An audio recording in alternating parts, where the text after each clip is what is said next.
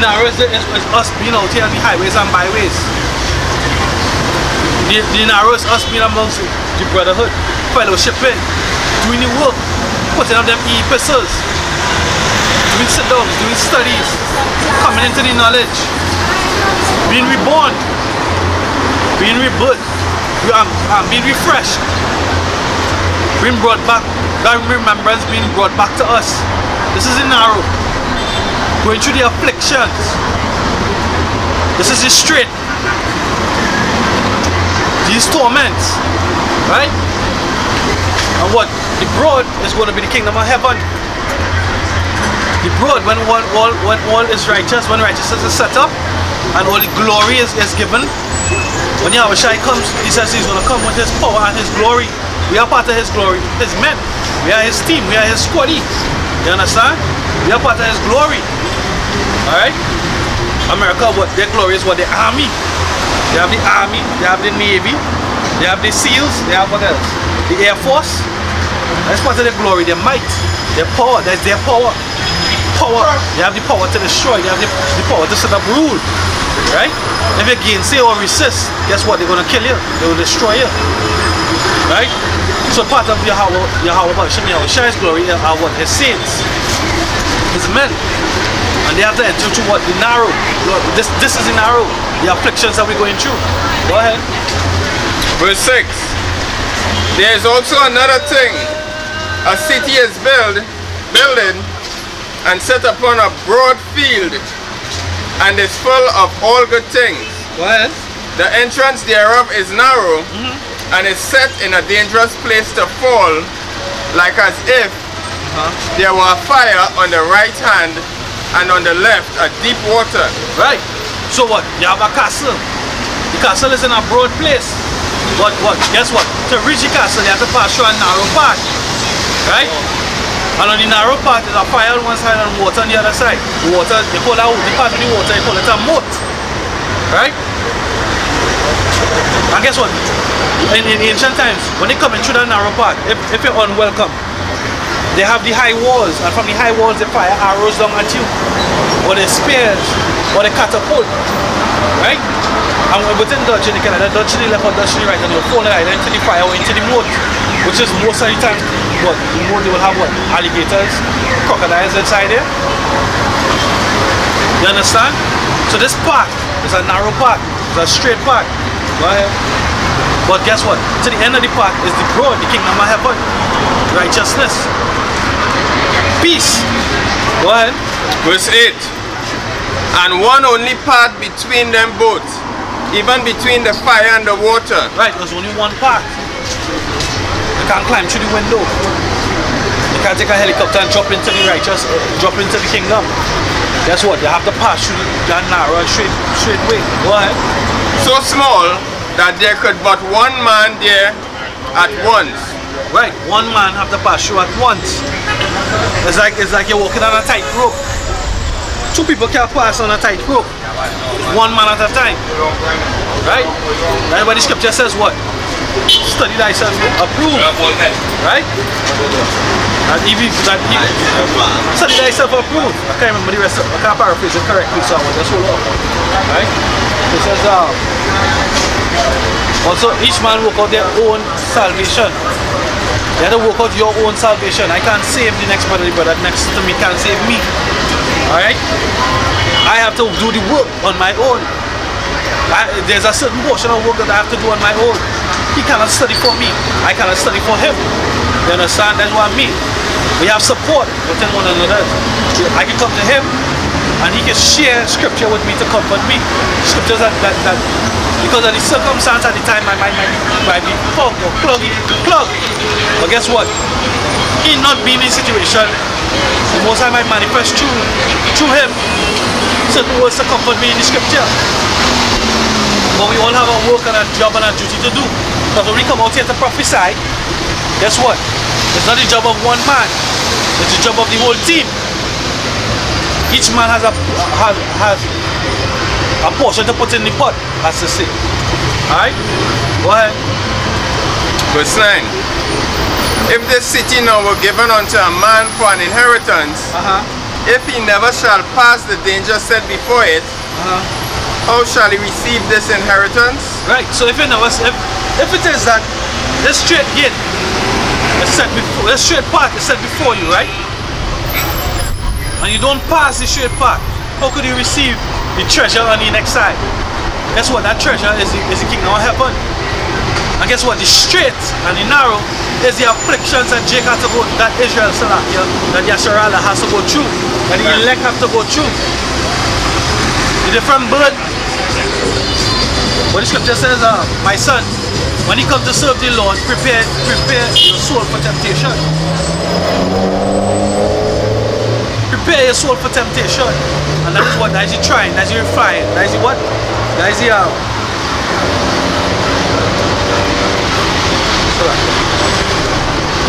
that is the danger that we have to, that is set before us. It's dangerous because guess what? Some men will quit.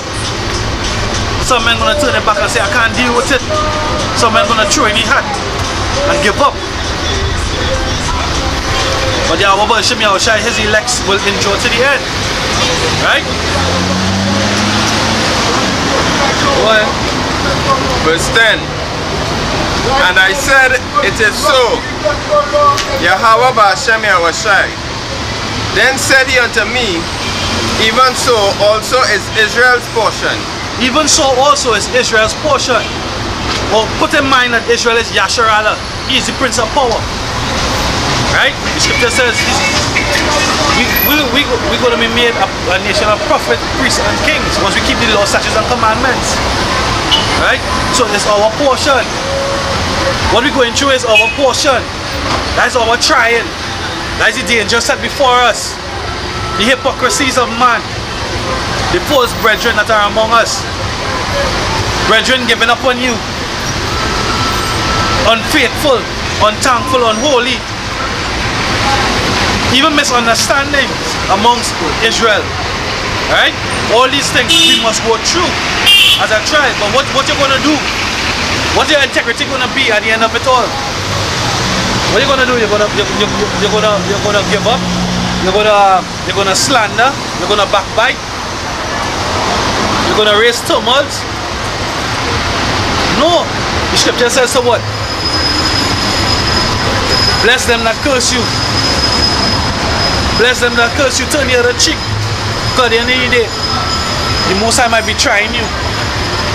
The Most High might be just trying you through that brother or them brothers. You understand? Accusations will come. Testimonies will come.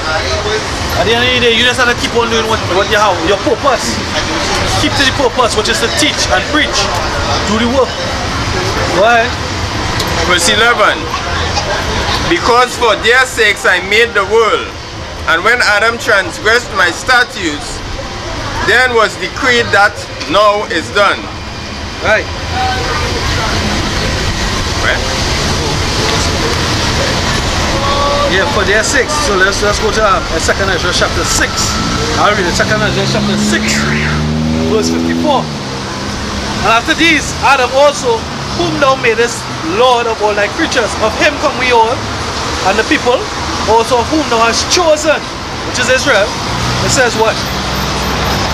All this have I spoken before thee, O Lord, because thou hast made the world for our sakes. The Most High made the world for our sakes, Israel. But we must suffer stripes. We must suffer dissimulation. We must suffer all manner of affliction. Just like Yahweh Shai suffered. Just like Yahweh Shai suffered. Right? Yahweh Shai suffered many contradictions for our sakes. This is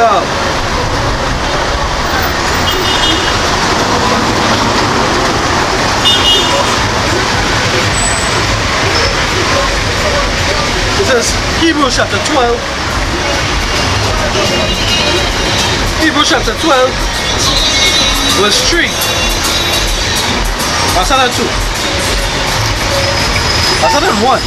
Wherefore, seeing we also are compassed about with so great a cloud of witnesses, let us lay aside every weight and the sin which doeth so easily beset us.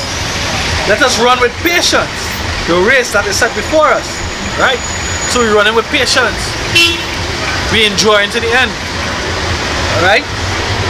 Looking unto Yahweh Shai, the author and finisher of our faith. Right? Because faith is our gift that was given for us to enjoy to the end. Is our internal fire, an internal hope. Right? It's an intangible thing. You cannot feel it, you cannot hold on to it, it cannot be proved. We believe. Alright?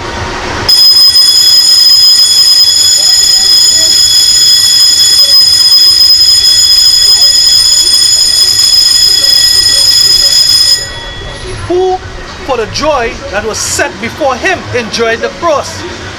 Who, for the joy that was set before him, enjoyed the cross, despising the shame, and is set down at the right hand of the throne of Yahweh. So the same way he went through the straight, right? The joy that was set before him was what that kingdom on the end of the straight and narrow. He enjoyed. And now he sits on the right hand of Yahweh. It's the same thing with us. We're going to be found righteous. And we're going to be with Yahweh Shai in righteousness, in order, as part of his government on the planet.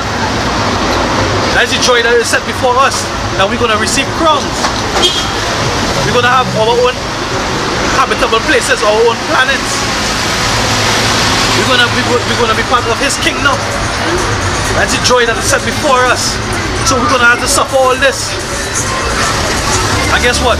Suffering this is a small thing for what we're about to receive. All this, when we look back at it, this is going to be nothing. This is going to be like a breath in our nostrils for what we have to inherit. This is light affliction, the scripture says. Yes, sir.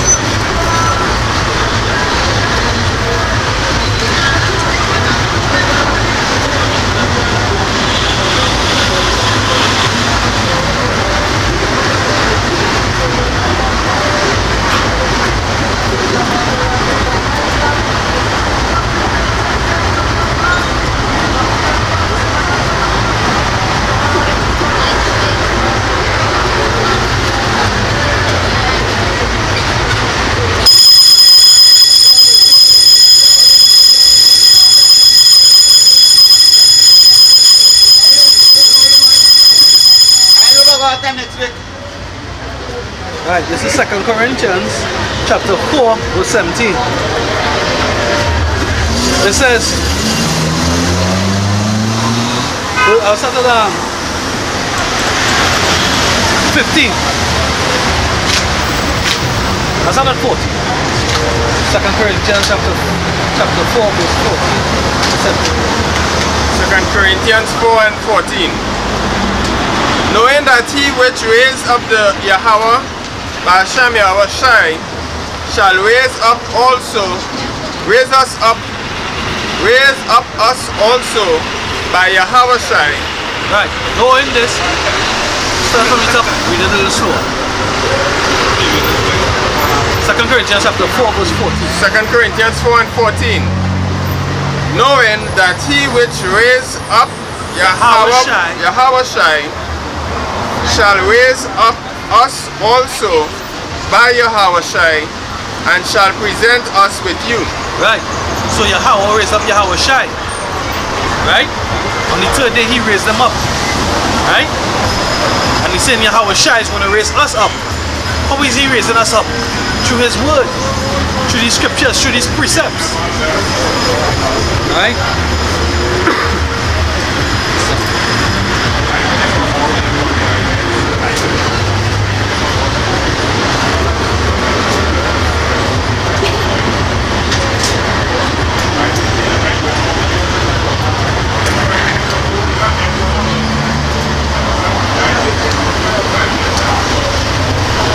It says Psalms 119 verse 4.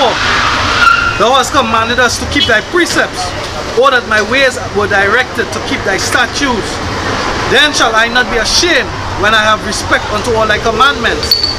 Right? Once you keep the precepts, verse 25, my soul cleaveth unto the dust, my soul cleaveth unto the dust. Quicken thou me according to thy word. Quicken thou me according to thy word. Right? So we're being quickened, we're being strengthened by the word of Yahweh B'Shem Yahushai, which are his precepts. Right? Go ahead and Jerry. Verse 15. For all things are for your sake, that the abundant grace might, through the thanksgiving of many, for all things are for your sake, for our sakes, the elect's sake, that through the abundant grace, go ahead, that the abundant grace might, through the thanksgiving of many, redound to the glory of Yahweh. We what? Down to the glory of Yahweh. Alright? 16. So what? At the end of the day, we give all praise and say Yahweh B'Shem Yahushai. The grace and mercy, we know what is righteous.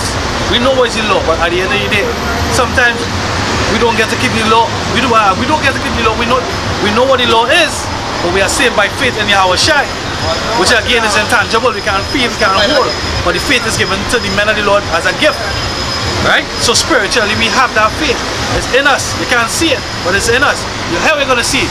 You see, you're going to see it by our works. You're going to see our faith by our works, by our diligence. Alright? And at the end of the day, who's going to be glorified for that? I can't be glorified for the faith that I have to come out here every weekend, week out. Neither this brother, neither the brother on the camera. We give all praise and say, "Our B'Shem Yahushai." That the chaos of this world doesn't take us out. That we can still stand and abound in this. Right? We have to give the Father, or Creator of all spirits, that glory. Go ahead. 16. For which cause we faint not. For which cause we